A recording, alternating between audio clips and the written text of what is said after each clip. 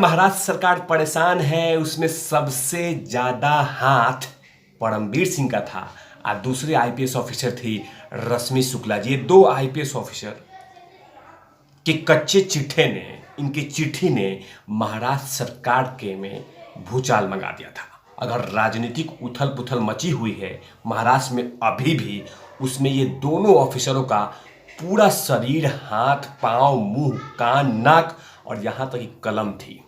एक IPS officer जो ये थे परमबीर सिंह जी, ये तो बाकायदा 100 करोड़ की उगाही की पूरी कहानी लिखी थी।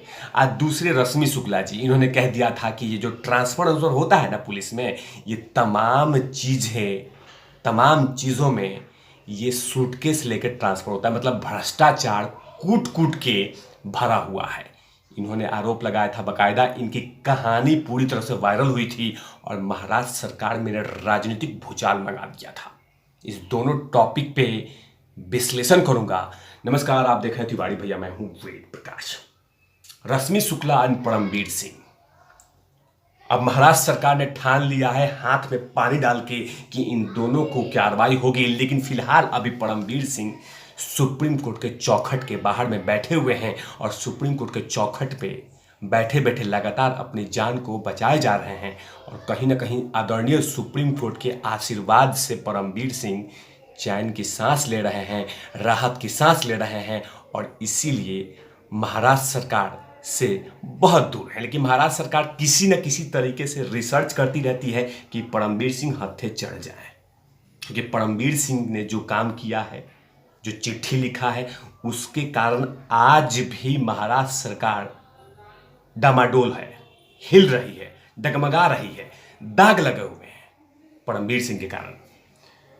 और लगातार महाराष्ट्र सरकार सोचती है कि कैसे करके महाराष्ट्र सरकार परमबीर सिंह को अपने हाथे ले ले, लेकिन अफसोस की बात है कि इनके हाथे चढ़ नहीं है। लगातार सुप्रीम कोर्ट का आशीर्वाद मिलने के कारण चैन की राहत की सांस ले रही। लेकिन एक और आईपीएस ऑफिसर जिनके कारण राजनीतिक भूचाल आया है और आया था, वो था ट्रांसफर एंड पोस्टिंग, जिसमें भारतीय जनता पार्टी ने उद्धव सरकार से एक एक सवालों के जवाब मांगने की कोशिश की थी।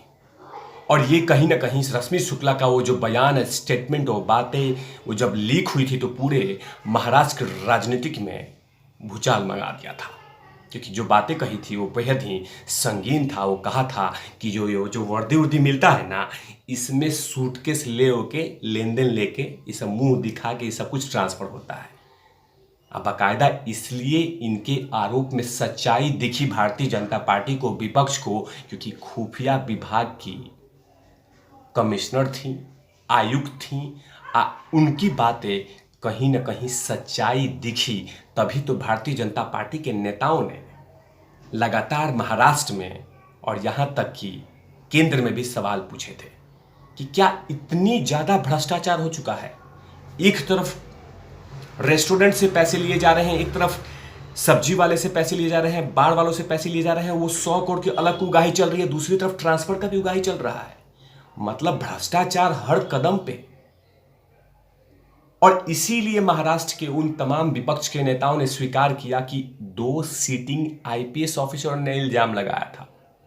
एक परमबीर सिंह जी, जिन्होंने 100 करोड़ की कहानी लिखी थी, और दूसरी कहानी रश्मि शुक्ला जी, जिन्होंने कहा था कि ट्रांसफर, पोस्टिंग, ये सब कुछ लेन देन करके किया जाता है। फिलहाल अभी रश्मि शुक्ला जी हैदराबाद में तैनात हैं, केंद्र सरकार की नौकरी कर रही हैं, सीआरपीएफ में है। लेकिन जो एफआईआर इन पे हुआ है वो कहीं ना कहीं एक संदेश है कि आप चैन से कैसे रह सकती हैं।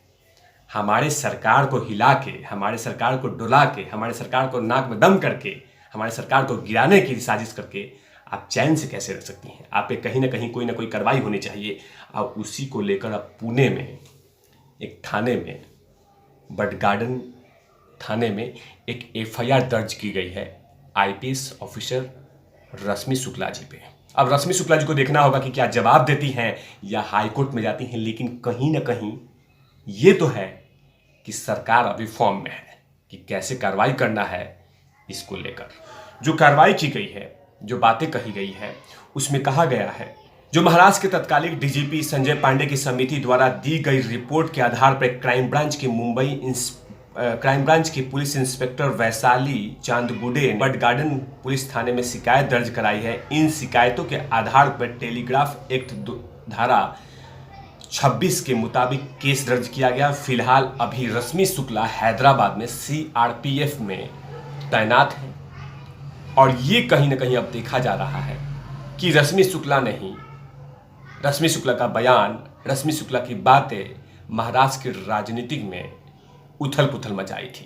क्योंकि जैसे ही ये बात आई कि महाराष्ट्र पुलिस में, मुंबई पुलिस में ट्रांसफ़र जो होता है वो सूटकेस लेके किया जाता है और यही बातें भारतीय जनता पार्टी के नेताओं को पता चला तो उन लोगों ने लगातार सवाल उठाने शुरू कर दिए कि पुलिस महकमे में भी इस तरह के काम चलते हैं।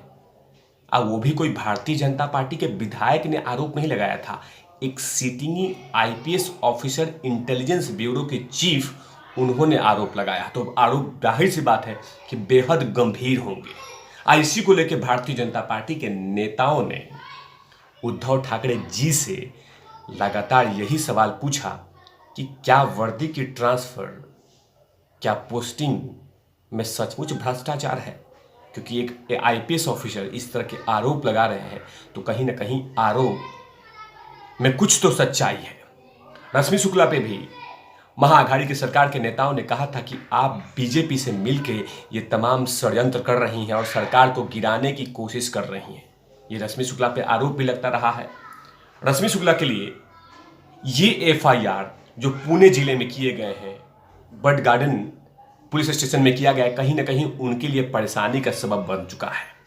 क्योंकि जो आरोप लगे हैं वो फोन टैपिंग का है और उसकी जो जांच कर रहे थे वो तत्कालिक डीजीपी संजय पांडे ने वो तमाम समितियों की देखरेख में हुआ है और यही चीज़ें अब रश्मि शुक्ला के लिए परेशानी बनेगा। क्योंकि कहीं ना कहीं महाराष्ट्र सरकार परमवीर सिंह को गिरफ्तार करने के लिए या उन पर चार्जशीट के लिए कोशिशें कर रही थी, उनको पकड़ने की कोशिश कर रही थी। लेकिन अफसोस की बात है कि सुप्रीम कोर्ट का ऑर्डर के कारण कहीं ना कहीं परमवीर सिंह बच रहे हैं। लेकिन दूसरे जो आईपीएस ऑफिसर हैं जिनके कारण राजनीति उथल पुथल मची हुई है, आज भी सरकार के ऊपर में अगर भ्रष्टाचार के दाग लगे हुए हैं तो कहीं ना कहीं ये दो जो आईपीएस ऑफिसर हैं इनका ही आरोप था और उसी के आरोप के कारण आज भी उद्धव ठाकरे सरकार सवालों के घेरे में है। अब धीरे धीरे उन पर कार्रवाई करने के लिए, शिकंजे कसने के लिए लगातार कोशिशें की जा रही हैं कि आपके कारण, आपके मुंह खोलने के कारण हमारी सरकार परेशान है। एक कमिश्नर जिन्होंने 100 करोड़ की कुगाही लगाई थी, उसमें एक मंत्री जेल के अंदर में है और उसके कारण कहीं ना कहीं छवि भी खराब किया गया था और छवि खराब भी हुई थी। लेकिन दूसरा आरोप आईपीएस रश्मि शुक्ला का जो आरोप था उस पर कहीं ना कहीं छीछा लेदर तो हुआ था। लेकिन अब जिस तरह से महाराष्ट्र सरकार फॉर्म में आई है और इन पे जो कार्रवाई की है वो कहीं ना कहीं पुराना मामला है। लेकिन सरकार है, चैन से बैठेगी नहीं, किसी न किसी तरीके से वो ढूंढेगी कि आखिरकार गलती हुई है या नहीं हुई है। लेकिन ये पाया गया है कि गलती रश्मि शुक्ला ने किया है और इसी के कारण पे इन पे कार्रवाई की जा रही है। अब आने वाला वक्त बताएगा कि रश्मि शुक्ला गिरफ्तार होती हैं या कहीं कोर्ट में जाती हैं। लेकिन फिलहाल अभी कोर्ट के दरवाजे नॉक करने का, दरवाजा ठकठकाने का, खटखटाने का समय तो जरूर है रश्मि शुक्ला के पास। जवाब जल्द देगी। तब तक के लिए आप देखते रहिए तिवारी भैया। मैं हूं वेद प्रकाश, कैमरामैन ध्रुव लाठी के साथ। Open out lovies.